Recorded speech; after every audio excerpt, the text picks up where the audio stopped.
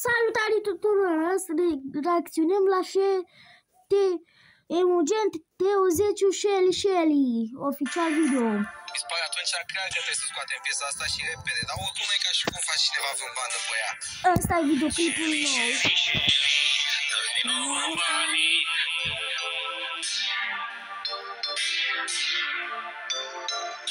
Într-o zi va suna dictatorul nostru preferat, la sângea negocia și contractul am semnat.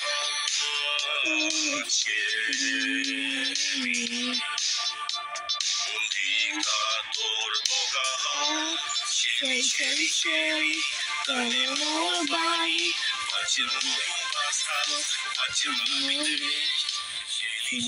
Shelly, dă-ne nouă bani, facem noi un business. Da, uite și mănâncă Teo10. E poftă tare. Facem la Pitești.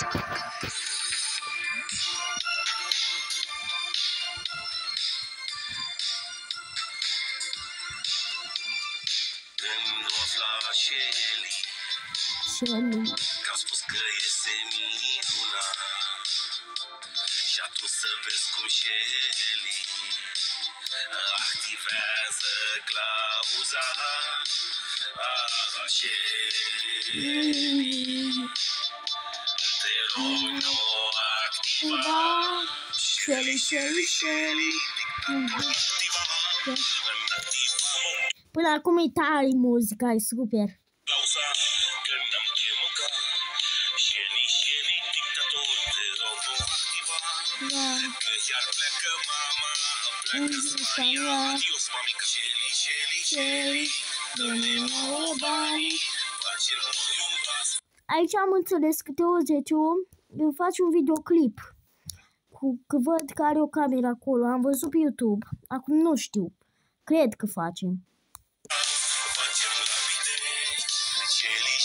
Shelly, dă-ne nouă bani, facem noi un business. Facem la Pitești. Shelly, nouă bani. Facem noi un business. Facem la Pitești.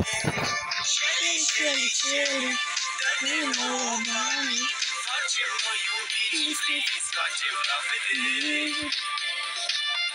Îmi place refrenul. Îmi place refrenul. Shelly, dă-ne nouă bani, facem noi un business. Facem la Pitești. Shelly, dă-ne nouă bani, facem noi un business. Facem la Pitești. E tare muzica. E super tare. Și dacă nu vă întrebați de ce amnestec în gură, am o gumă.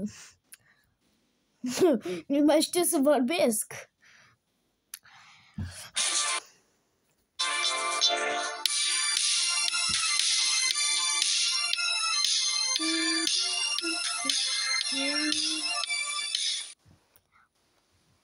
Film nou. Buzz 2 House. Cumpără bilet. Cinema City. L-ați auzit?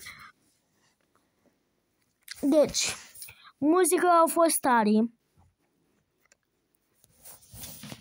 Eu pot să zic. O să reacționăm și la... nu cred că mai reacționăm. Asta a fost. Mai vedem în alt videoclip. Pa!